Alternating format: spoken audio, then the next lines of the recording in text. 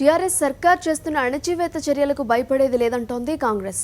Osmania university hostel water ట్యాంక్లో పడి వ్యక్తి ఆత్మహత్య చేసుకున్న ఘటనలో పోలీసులు అతిగా వ్యవహరించారని కాంగ్రెస్ ఎమ్మెల్యే సంపత్ మండిపడ్డారు. చనిపోయింది ఓయూసీ హాస్టల్ స్టూడెంట్ అని విద్యార్థి సంఘాలు చెప్పడంతో తాను క్యాంపస్కు వెళ్లానన్నారు. అయితే అక్కడ పోలీసులు విద్యార్థులపై, తనపైన, ఇతర కాంగ్రెస్ నేతలపైన దాడి చేశారని చెప్పారు. పోలీసులు తనపై పాశవికంగా దాడి చేశారని ఓయూ రీసెర్చ్ స్కాలర్ టీపీసీసీ అధికార ప్రతినిధి విజయ్ ఆరోపించారు.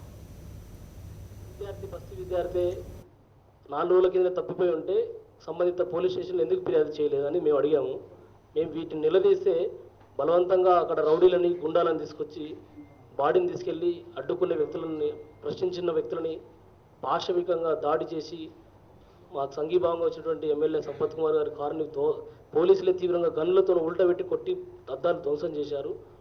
నిరుద్యోగులు, యువకులు ఉద్యోగ నియామకాల మీద, నిరుద్యోగ సమస్య మీద పెద్ద ఎత్తున మీటింగ్ పెట్టడం, ఆ మీటింగ్లో ఉత్తమ్ కుమార్ రెడ్డి గారు నేను ప్రసంగించడం, ఆ మీటింగు మళ్ళీ ఉస్మానియా యూనివర్సిటీలో ప్రభుత్వ వ్యతిరేక ఉద్యమానికి నాంది ప్రస్తావన గావించబడ్డది అని గ్రహించినటువంటి ప్రభుత్వము కుట్రపూరితంగా ఈరోజు జరిగినటువంటి సంఘటనను ఉపయోగించుకొని బాధ్యులైనటువంటి వాళ్ళందరి మీద కూడా చర్య తీసుకోవాలని చెప్పి విజ్ఞప్తి చేసినాం. ఉస్మానియా యూనివర్సిటీ విద్యార్థులతో చేసి తప్పకుండా రాబోయే రోజుల్లో కూడా కార్యాచరణ తీసుకొని ముందుకు పోతామే తప్ప వేరేగాడు వేసే ప్రశ్నే లేదు అని చెప్పి తీవ్రంగా ఈ ప్రభుత్వాన్ని హెచ్చరిస్తా ఉన్నాం.